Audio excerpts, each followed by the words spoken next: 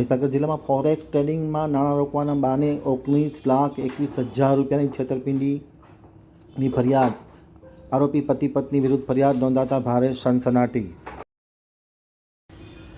હવે જોઈએ Lunawada આમતક news બ્યુરોમાંથી reporter આશિફનો એક વિસ્તૃત અહેવાલ। મહીસાગર જિલ્લાના ફોરેક્સ ટ્રેડિંગમાં નાણાં રોકવાના બહાને છેતરપિંડી થઈ હોવાનો કિસ્સો સપાટી ઉપર આવ્યો છે। શિક્ષક અને તેની પત્ની સહિત અન્ય 2 શખ્સો દ્વારા ફોરેક્સ ટ્રેડિંગના નામે છેતરપિંડી કરી હોવાની વિગતો બહાર આવી છે। ફરિયાદી પાસે રૂપિયા 19,21,000 પડાવી લેનાર 4 આરોપીઓ વિરુદ્ધ ફરિયાદ નોંધાતા પોલીસે ધોરણસરની કાર્યવાહી હાથ ધરી છે। ફરિયાદી તરીકે કિરણ પટેલ પાસે આરોપીએ નાણાં ફોરેક્સમાં રોકવાના નામે લીધા હોવાનું લુણાવાડા તાલુકા પોલીસ મથકમાં નોંધાયેલા ફરિયાદમાં જણાવવામાં આવ્યું છે। આરોપી તરીકે શૈલેષભાઈ મણિલાલ પટેલ, મનીષાબેન શૈલેષભાઈ પટેલ, કનૈયાલાલ ધોળાભાઈ વસાવા, રાહુલ કુમાર ભૂપતભાઈ વસાવા આ 4 લોકો વિરુદ્ધ ફરિયાદ નોંધાઈ છે। આરોપી નંબર 1 શૈલેષભાઈ મણિભાઈ પટેલ એ શાળામાં શિક્ષક તરીકે ફરજ બજાવતા હોય તેવી પ્રાથમિક વિગતો જાણવા મળી છે।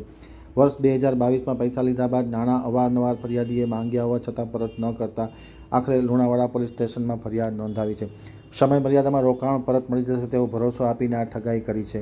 આરોપી શૈલેષ પટેલ અને તેની પત્ની મનીષા પટેલ દ્વારા બીજા અનેક લોકોને પોતાની માયાજાળમાં ફસાવી છેતર્યા હોવાની વિગત પણ ફરિયાદી દ્વારા પોલીસ સ્ટેશનમાં પૂછતાછમાં જણાવવામાં આવ્યું છે।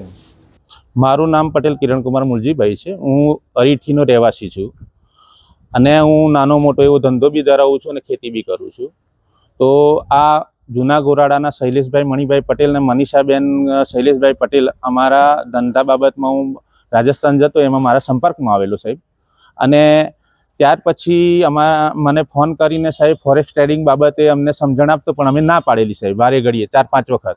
તો એ સાહેબ વારે ઘડીએ અમારા ઘેર 10-12 વખત આવીને અમને સાહેબ એને વિશ્વાસમાં લીધા અને પછી મને કહે કે 1 મહિનામાં તમને એને સ્કીમ બતાવેલી કે 10 લાખના 15 લાખ મળશે, 15 લાખના 20 લાખ રોકો તો તમને 32 લાખ રૂપિયા મળશે ને 30 લાખ રૂપિયા રોકો તો 45 લાખ રૂપિયા મળશે, આવી લોભામણી લાલચ આપેલી સાહેબ। તો અમારી પાસે પૈસા નતા, મારી જોડે કશું નથી એવું કરીને હું પાછો કાઢતો હતો સાહેબ। તો રોજ સાહેબ જબરજસ્તીપૂર્વક અમને એટલા બધા વિશ્વાસમાં લીધા કે તમારે કોઈને ઓળખવાનો નહીં અને તમારે આ કરવાનું, એટલે સાહેબ અમે એના વિશ્વાસમાં આવી અને સાહેબ પૈસાનું રોકાણ કર્યું। અમે કેટલા મહિનામાં તમને પરત મળશે?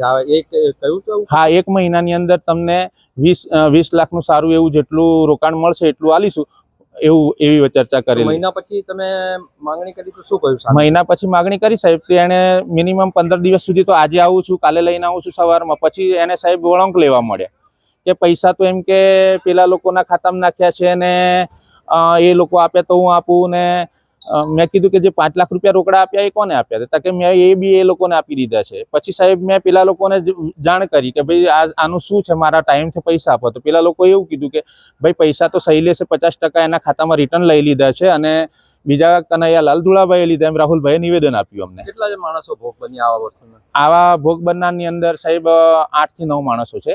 એમાં એક તો ગઈ સાલે એક વણકરે સુસાઇડ કરેલી, એમાં મરતા બચી ગયો છે સાહેબ। 10 લાખ રૂપિયા ખર્ચો થયેલો દવાખાનાની અંદર અને સાહેબ એને અત્યારે આખી જિંદગી બરબાદ થઈ ગઈ છે। હવે સાહેબ આવા મારી મહેનતના નાણાં સાહેબ અને અમને આવા ભોળા લોકોને છેતરીને સાહેબ આ લોકોએ આવું ફ્રોડ કર્યું છે। તો હું સરકારને એટલી 2 હાથ જોડીને વિનંતી કરું છું કે સારું એવું અમને ન્યાય મળે, અમારા મહેનતના નાણાં પાછા મળે અને આવા રીઢા ગુનેગાર ચોરોને સજા મળે સાહેબ, અને એમને એવી પાસા હેઠળ સજા થાય એવી હું માગણી કરું છું સરકારને, અને આવા છેતરપિંડી કરનારા લોકોને સજા થાય અને એમને જિંદગીભરનો સબક શીખાય એવી હું સાહેબ સરકારશ્રીને વિનંતી કરું છું સાહેબ। મારું નામ કિરણકુમાર મુલજીભાઈ પટેલ।